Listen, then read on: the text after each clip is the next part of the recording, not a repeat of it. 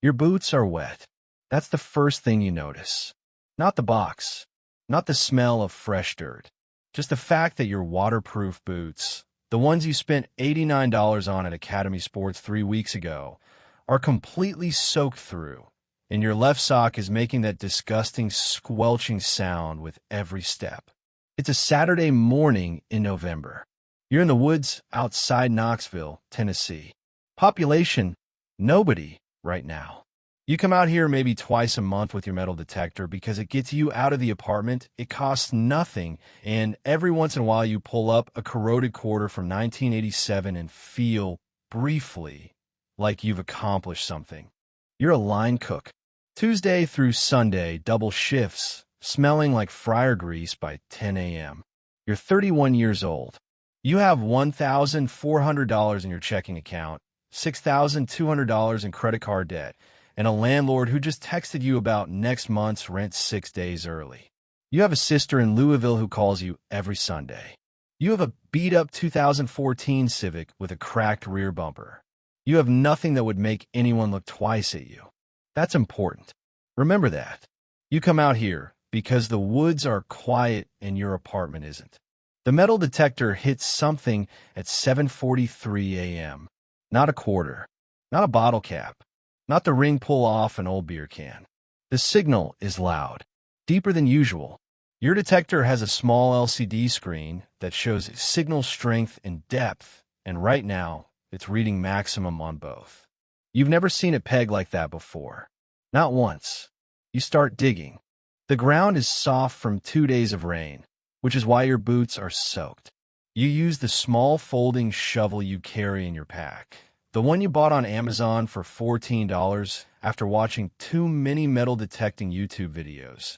And after about 10 minutes of working, the blade hits something hard. You dig around the edges. Brush the dirt away with your gloved hand. It's a case. A black hard-shell Pelican case, the kind photographers use to carry expensive camera gear.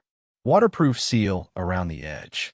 2 latches on the front, about the size of a carry-on suitcase. Heavy. You can't lift it cleanly with one hand. You look around. Nothing. Just trees, wet leaves, gray sky through the canopy. A woodpecker somewhere to the left. No trails out here. No reason for anyone to be nearby. You pop the first latch. You pop the second.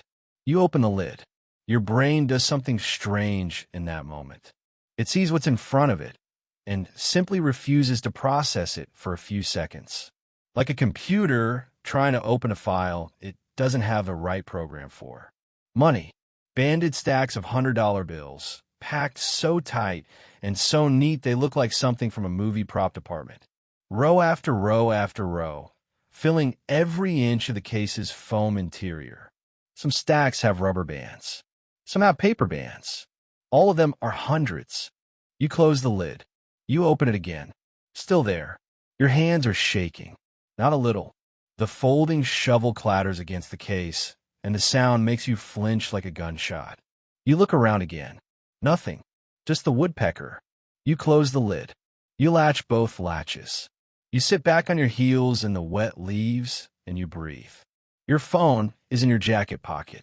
You take it out, and you just hold it for a moment. You don't call anyone. You don't do anything. You just sit there in the cold with $20 million in cash, though you don't know that yet, and you breathe. You don't count it out there. You're not insane. You drag the case through the woods to your car.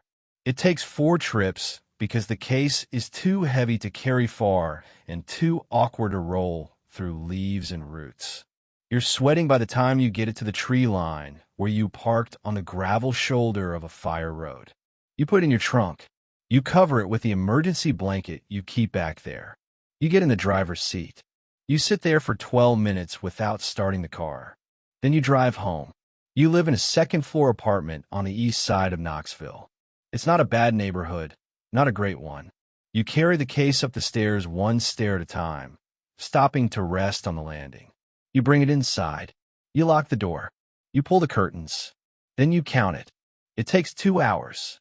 Not because you count slowly, because there is so much of it that you have to build a system You stack the banded packets on your kitchen table, count the packets, verify the bands, $10,000 per band, 100 bills per band, and you check 3 of them to make sure they're real, and then do the math. When you're done, you've written a number on a Post-it note and stuck it to the edge of your table. $20,100,000. You stare at that Post-it for a long time. Then you peel it off and shred it in your hands because suddenly having that number written down anywhere feels like a terrible idea. You need to know if this is real. Not the money. You've already confirmed the money is real. You need to know where it came from. You open your laptop. The article is from a Knoxville News Sentinel, published at 11:58 p.m. the night before, less than 9 hours ago. You read the headline twice. Federal agents investigating suspected cartel cash seizure gone wrong near Knoxville. Approximately $20 million unaccounted for. Your stomach drops through the floor. You read the whole thing. Then you read it again, slower. Here's what happened, according to the article. The DEA and local law enforcement have been tracking a suspected Sinaloa cartel money laundering operation out of the Knoxville area for 8 months. They were supposed to intercept a cash transfer somewhere in Knox County on Friday night. Something went wrong. The article is careful not to say what, and the cash never made it to the intended location. 2 men are dead, both connected to the operation. The FBI has now joined the investigation. The cash is described as missing, exactly $20 million. The last line of the article reads, asterisk, investigators believe the money may still be in the area. Asterisk, you close the laptop. You get up from your couch. You walk to your kitchen. You open the refrigerator, stare into it for 30 seconds without seeing anything, and close it again. You tell yourself you're a good person. You tell yourself that a lot. Actually, you've always paid your taxes. You tip your servers. You called your mom every week until she passed 2 years ago. You're not the kind of person who gets mixed up in things like this. And yet, there is a case on your kitchen floor containing $20,100,000 in cash, and the Sinaloa cartel is looking for it. Let's be clear about what you're dealing with. The Sinaloa cartel is not a street gang. They are one of the most powerful and violent criminal organizations on earth. They operate in dozens of countries. They have corrupted law enforcement on both sides of the border. They have killed journalists, judges, politicians, and police officers. They do not forgive. They do not forget. And they do not stop. $20 million is not pocket change, even for them. It's significant enough that people died over it last night. 2 men are already dead, and the sun has barely been up for 2 hours. And somewhere in this city, or moving toward this city, there are people whose entire job is to find that money. They buried it in the woods. That means they know approximately where it is. They buried it there as a temporary hold, a dead drop. Basically, they intended to come back for it. They just didn't make it back before you did. Which means at some point, someone is going to go back to that spot in the woods and find Hole. And then what? You have, as you see it, 3 options. Option 1. You call the FBI right now. You tell them everything. You found the money. Here it is. Take it. You're a hero. You're safe. Your name goes into a report. The FBI is grateful. Except your name goes into a report. The Sinaloa cartel has informants inside law enforcement. That's not a conspiracy theory. It's a documented, prosecuted fact. If your name appears anywhere near this money, there's a real possibility that information travels. Not today, not this week, but eventually, quietly, to someone who will remember it. And you'll spend the rest of your life wondering if the knock at the door is UPS or something else. Option 2, you put the case back. You drive back to those woods, you find the hole, you put it back exactly as you found it. You go home. You never think about it again. You go back to your Tuesday through Sunday double shifts. You go back to the $1,400 in your checking account. You go back to the landlord's early texts and the credit card debt and the cracked bumper on the Civic. Safe. Completely, totally safe. And broke. And tired. And 31 years old with nothing to show for it. Option 3 is the one your brain keeps circling back to like a tongue on a broken tooth. You keep the money, or some of it, or enough of it, and you figure out how to disappear. You know it's crazy. You know it.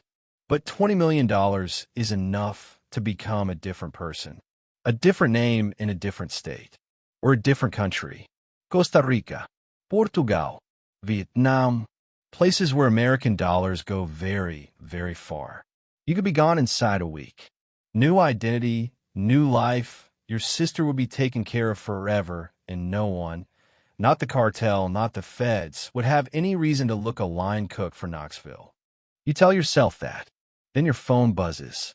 It's a news alert, not a text, not a call, just a Google alert from a topic you follow.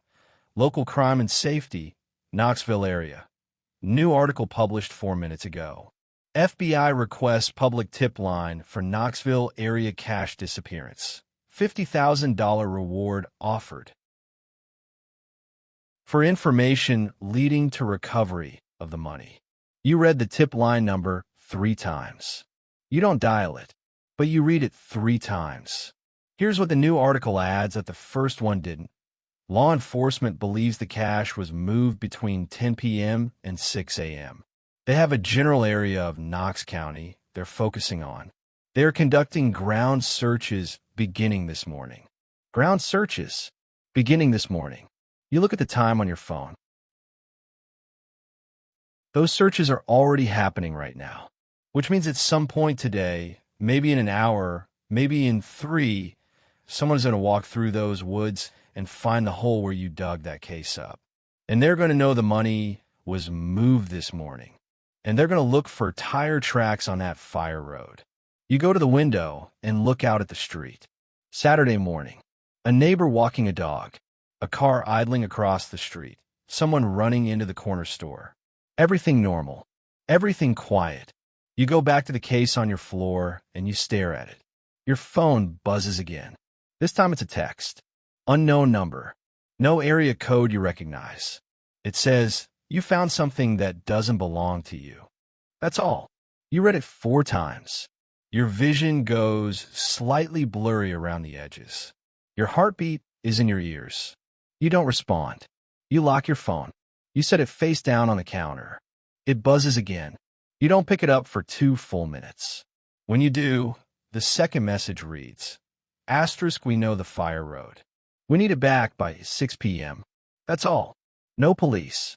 No drama. Leave it where you found it and go home and forget today happened. Your knees feel strange. You sit down on the kitchen floor, your back against the cabinets, the case 2 feet in front of you. They know the fire road. They know you were there. How? There could be a trail camera out there. Hunters use them. They're small, solar-powered, easy to miss. Or someone drove by and caught your plates. Or one of the dead men had a partner who watched the whole thing from a distance and has been waiting since 7:43 a.m. to see what you do. It doesn't matter how. What matters is they have your number, which means they have your name, which means they know where you live. You think about calling the FBI. You almost do it 3 times in the next 20 minutes. But every time you get close, you think about your name in that report.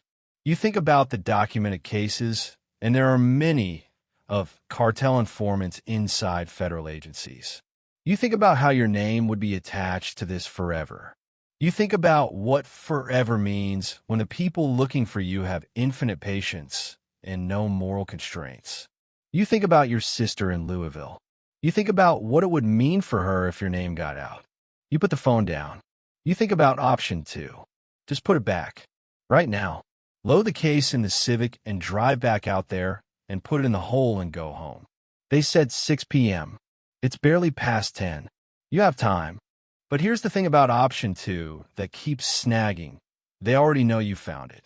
They already know you had it in your hands. You can give it back and they'll have their money. But they'll also have you.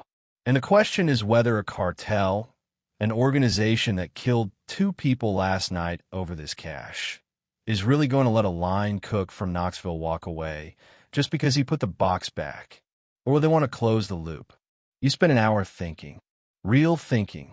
The kind you don't normally do, methodical and cold, running every path forward like a chess game you can't afford to lose. Here's what you know for certain. There's a body count already attached to this money. Giving it back does not guarantee your safety. It just guarantees they get their money. Keeping it does not guarantee your survival. It probably makes it worse. And calling the FBI puts your name in a system that leaks. Here's what you have that they don't know about yet. Time. And the money itself. Your brain lands on something. There's a fourth option. One you almost missed because it requires you to think like someone you've never had to be before. You don't return the money. You don't call the FBI. And you don't run. You make a copy. Not literally. You can't duplicate cash. But you can document it. Every single serial number on every single bill. You photograph them. Stacks and stacks. Hundreds of photos on your phone. Then transferred to a cloud account you create with a new Gmail on an incognito browser. Every band, every stack. You spend 3 hours doing this while the clock moves towards 6 p.m. Because here's the thing about serial numbers on cartel cash. They're evidence, not just of a crime, but of specific transactions. If this money was part of a laundering operation the DEA has been tracking for 8 months, some of those bills might already be marked. Some of them might be traceable to specific deposits, specific payments, specific people. That documentation, sitting in a cloud account that only you know about, is a different kind of weapon than a gun. It's leverage. Not over the cartel. They don't care about evidence. But over someone else. The FBI offered $50,000 in reward money this morning. That means there's an active investigation with an open case number. That means there's a prosecutor somewhere building a case. And that prosecutor has a problem. Their evidence died last night with 2 bodies and a missing $20 million. You're not going to call the tip line. You're going to contact the prosecutor directly. Not with your name. With an anonymous email from a burner account sent through 3 proxies with a single sentence. I have photographic documentation of the serial numbers on the $20 million. If you want it, the price is witness protection, new identity, full relocation, confirmed in writing by the U.S. Marshal's office before I hand over a single image. You sit back and look at what you've typed. This is not a tipster calling a hotline. This is a negotiation. You're not turning yourself in. You're selling something they desperately need to a government agency that has the power to protect you, in exchange for the only thing that actually makes you safe. Not money, not distance, a new name with the full weight of the federal government behind it. The money goes back at 5:45 p.m. You drive it out to the fire road, leave the case in the hole, refill it as best you can, and you drive away. By the time the cartel finds it, you're back in your apartment. Clean hands. They got their money. No loose ends on their side. But on your side, a cloud account full of serial number photographs, an anonymous email drafted to the lead prosecutor on the case, and a decision that will determine the rest of your life. Send it, or delete it and go back to the fryer. It is now 6:22 p.m. The case is gone. Your apartment is quiet. Your laptop is open. The cursor is blinking in the draft email. You have documentation that could put serious people in federal prison for the rest of their lives. You have a real bargaining chip with real power behind it. But the moment you send that email, even anonymously, even with every precaution, you are in motion. You become someone who is actively involved. You pull the tripwire, and you don't know if your proxies are good enough. You don't know if the cartel has already traced you further than you think. You don't know if the prosecutor you're about to contact is clean. Your phone buzzes. Unknown number. One message. Asterisk thank you. We're even. You exhale for what feels like the first time all day. They got their money. They think you're done. But you still have the photographs. You're sitting in your apartment, 31 years old, smelling like the fryer grease you didn't even go to work in today, with the power to either walk away clean right now or pull a thread that unravels something enormous. The cursor blinks. Your sister is in Louisville, and she has no idea this day ever happened. The $50,000 reward is still active. Witness protection is real. New identities happen every year in this country for people who give prosecutors exactly what you're holding. But so do the other things. The things that happen to people who got too close and got careless and trusted the wrong person at the wrong moment. You look at the draft. You look at the delete button. What do? The cartel thinks you're done. The FBI doesn't know you exist yet. And every minute that cursor blinks is a minute someone, somewhere, is still pulling on threads.